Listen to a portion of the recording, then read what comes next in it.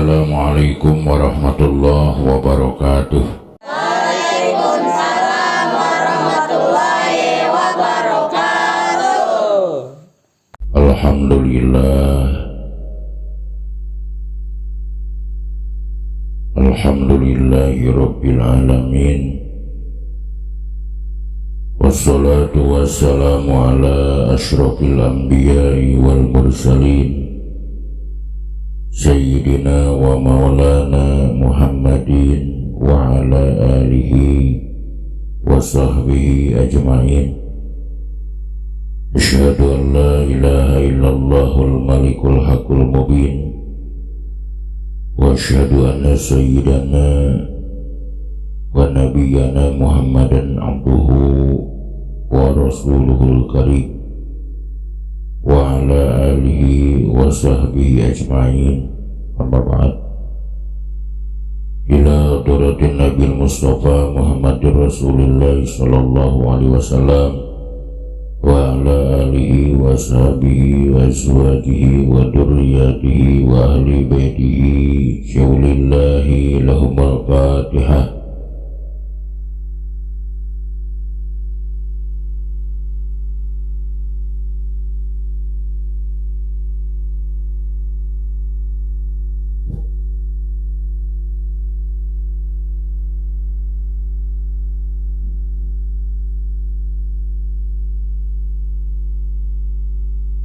Wa ila arwahi abaina wa ummahatina wa ajdadina wa jaddatina wa masyayikhina wa masyayikhina khususan syaulillahi lahumul fatihah.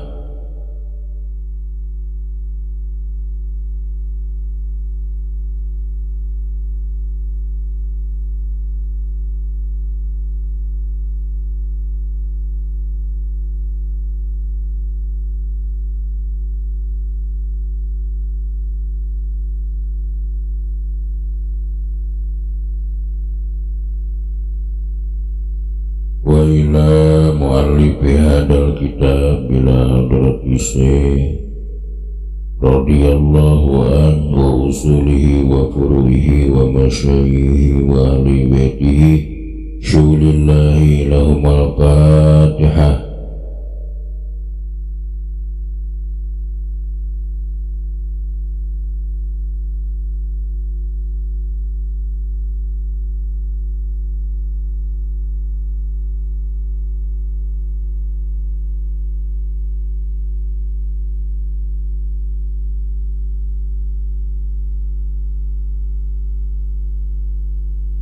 Allahumma sholli ala sayyidina Muhammad. Allahumma sholli wa sallim wa radiyallahu ta'ala kulli sadatina sabi rasulillahi ajma'in amin. Alhamdulillahi rabbil alamin. Hamdan syakirin hamdan naimin hamdan yuafi ni'amahu wa yukafi mazidah. Ya Rabbana walakal hamdu kama yanbaghi li jalali wajhikal karim wa 'azimi sultanikal qadim. Allahumma salli ala sayyidina Muhammad salatan tunjina biha min jami'il ahwali wal afat wa taqdilana biha jami'al hajat wa tutahhiruna biha min jami'is sayyi'at wa tarfa'una biha indaka 'ala darajat wa tuballighuna biha aqsagayati min jami'il khairat fil hayati wa ba'da mamat. Innal ladina yubayyi'unaka innama yubayyi'una Allah yadullahi fawqa aydihim wa man nakatha fa innama yanqutu ala nafsihi wa man awfa bima hadanihi Allahu fasayutihi ajran 'azima. Allahumma ighfir lahum warhamhum wa'afihim wa'fu anhum waj'alil jannata mathwahum. Allahumma ajib bi qabrihim nuran wa rahmatan wa maghfiratan daimatan ila yaumil qiyamah.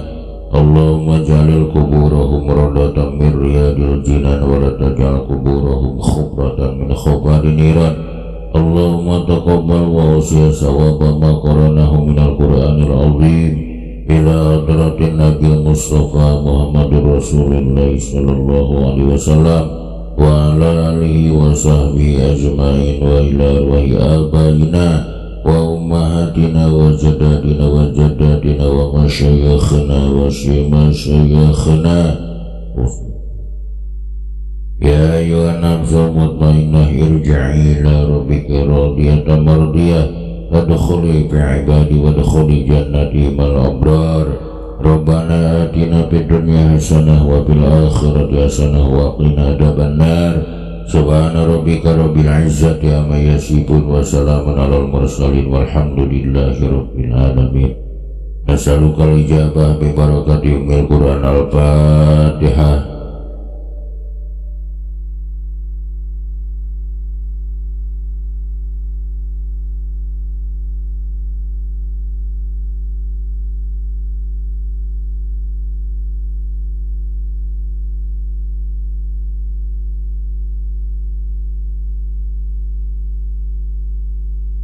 Logatna. Bismillahirrahmanirrahim. Babul maf'ul ma'ah harieu eta bab maf'ul ma'ah. Wa wari maf'ul ma'ah eta al ismu mansubu. Isi man wajib dinasabkeun alladhi yudgaru anu ditutur ye isim libayani man karena ngajelaskeunana jalma huila anu dipigawe mahu sarta ieu si jalma naon al fi'lu pagawean. Dupi contohna eta nahu jal amiru wal jaisa, seperti lafaz jal amiru wal jaisa. Ja'a geus datang saha al amiru raja wal jaisa sarta bala tentarana. Wastawal ma'u wal khosbata sareng lapad istawal ma'u wal khosbata. Istawa geus rata. Namun al ma'u cai wal khosbata sarta kaina. Sabadana urang uninga masalah maf'ul min ajlih dina ieu bab pengarang kitab Jurumiyah bade ngajelaskeun masalah maf'ul ma'ah. Naon ari maf'ul ma'ah? Al-ismul mansubu alladhi yudgaru li bayani man fu'ila ma'hul fi'lu. Tiap-tiap isim anu wajib dinasabkeun anu ditutur karena ngajelaskeun jalma anu dipigawe sarta eta jalma teh hiji pagawean. Contoh seperti ja'al amiru wal jaisa. Ja'a geus datang saha al amiru raja wal jaisa sarta bala tentarana. Atawa seperti istawal ma'u wal khosbata. Istawa geus rata naon al ma'u cai wal khosbata sarta kaina.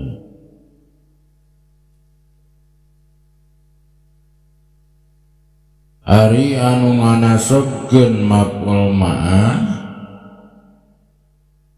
nyaeta fi'il atawa sibeh fi'il. Maksud sibeh fi'il nyaeta isim fa'il, isim maf'ul, oge sifat musyabahat. Jadi upami disimpulkeun nu disebut maf'ul ma'ah teh tiap-tiap isim anu wajib dinasabkeun anu ditutur karena ngajelaskeunana jalma anu dipigawe serta eta jalma teh hiji pagawean. Sedengkeun ari anu nganasabkeun maf'ul ma'ah nyaeta fi'il atanapi sibeh.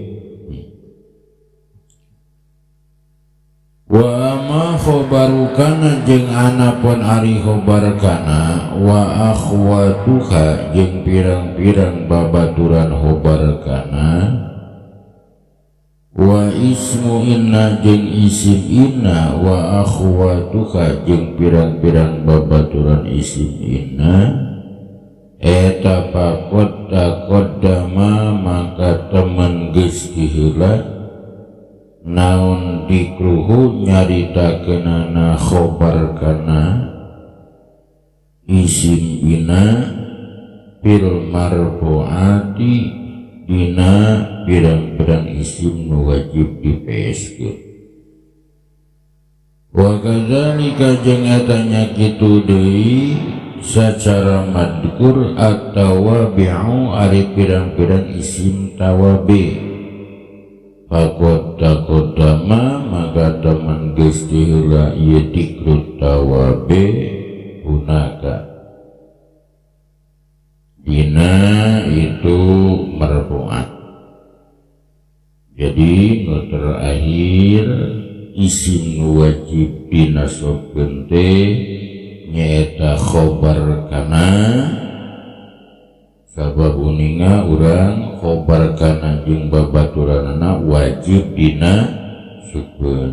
Oge isim inna jeung babaturanana sami eta wajib dinasabkeun. Masalah khobar kana masalah isim inna parantos dibahas dina bab marfu'at anu nganyatakeun bahwa khobar kana sinarang akhwat oge isim inna sinarang akhwat eta wajib dina sabkeun kusabab eta pisan khobar kana oge isim inna kalebet direng-rengan mansubat tegesna pirang-pirang isim anu wajib dinasabkeun.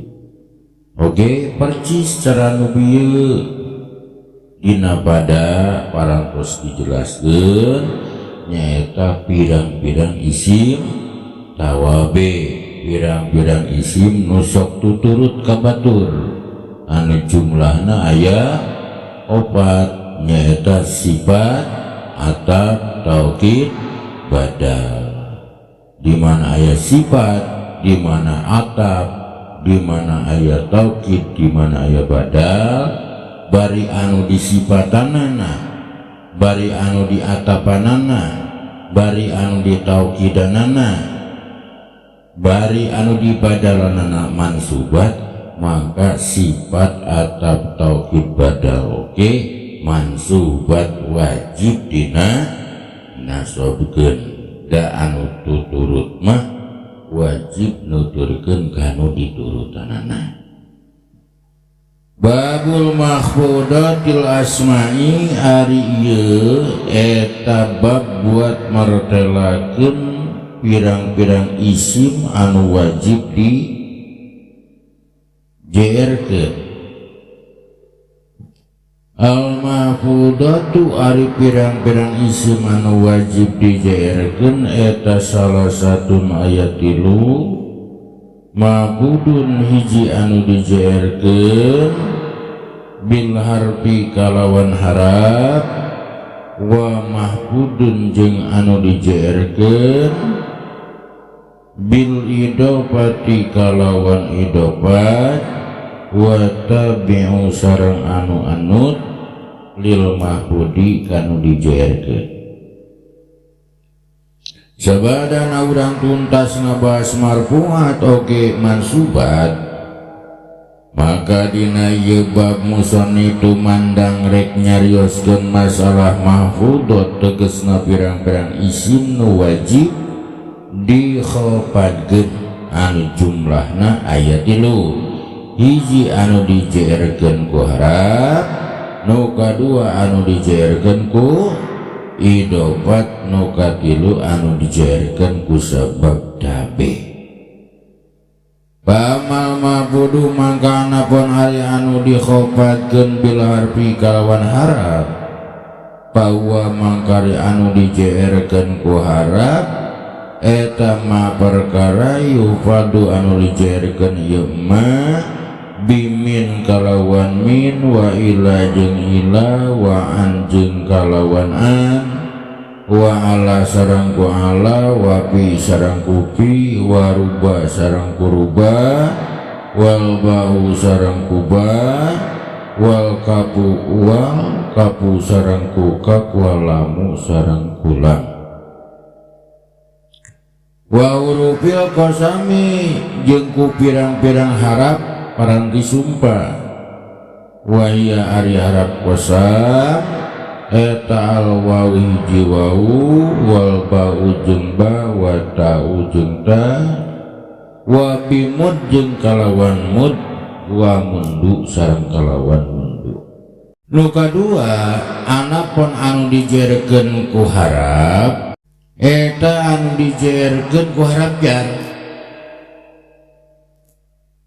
Kuningan urang harap jar aya sabaraha hiji, 2, 3, 4, 5, 6, 7, 8, 9 minal basroti ilal kufati anil kausi alal farsi bil kuji ruba rajulin bijaidin kal badri li jaidin, atawa wa hurufil qasami anu dijeerkeun ku pirang-pirang harap paranti sumpah, billahi tallahi wallahi billahi tallahi, atawa umud atawa kumundu.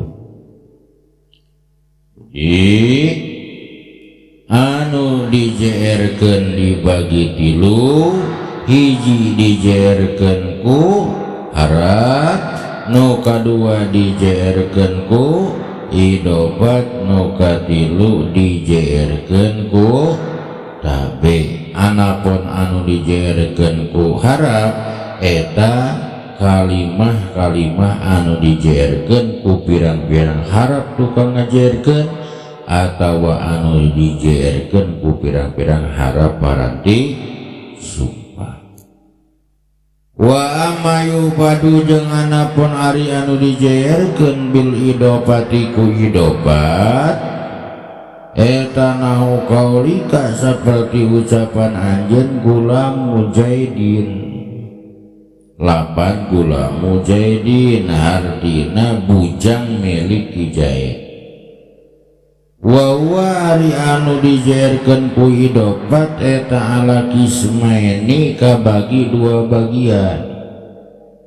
Ma hiji perkara yuqaddaru anu ditakdirkeun ieu ma bilami kalawan lam, dubi contohna eta nahu gulamu jaidin saperti lapad gulamu jaidin artina bujang milik Kijaid.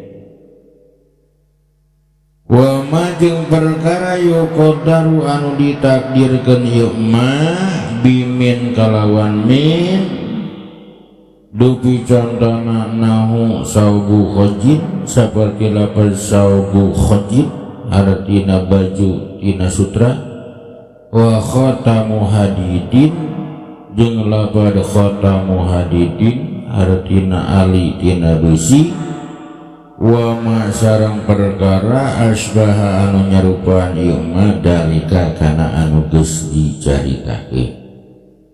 Nu katilu anu dijeerkeun ku idopat nyaeta kabagi dua bagian. Hiji anu nakdirkeun makna lam, contoh gulamu Zaidin, takdirna gulamu li Zaidin. Dua anu nakdirkeun makna min, contoh saubu khujin, takdirna saubu min khujin. Malah aya oge anu nakdirkeun makna fi, contoh makrul laili, takdirna makrun fil laili. Anapun anu dijeerkeun ku tabe anu jumlahna uning urang aya 4, hiji nah, 2 ataf, 3 taukid, nu kaopat badal. Tegasna di mana aya naat, aya aqab, di mana aya taukid, aya badal, kari-kari anu dina atanana, kari-kari anu di aqabanana, kari-kari anu di taukidanana, kari-kari anu di badalanana eta mahfudot, maka naat oke wajib mahfudot, ataf ge wajib mahfudot, taukid ge wajib mahfudot, badal ge wajib mahfudot. Alhamdulillah urang khotam diajar maca, diajar ngamaksudan sakadi-kadikeun kitab Jurumiyah. Mudah-mudahan aya manfaatna khususna kanggo urang sadayana, umumna kanggo wargi-wargi urang sadayana anu raresna yakin di Allah, yakin di Rasul, yakin di para kiai, yakin di para guru anu lepatna dina kabodohan awe. Muga-muga ingin pangapura Allah Rabbul Alamin. Rabbana atina fid dunya hasanah wa fil akhirati hasanah wa qina adzabannar. Wassalamualaikum warahmatullahi wabarakatuh. Waalaikumsalam warahmatullahi wabarakatuh.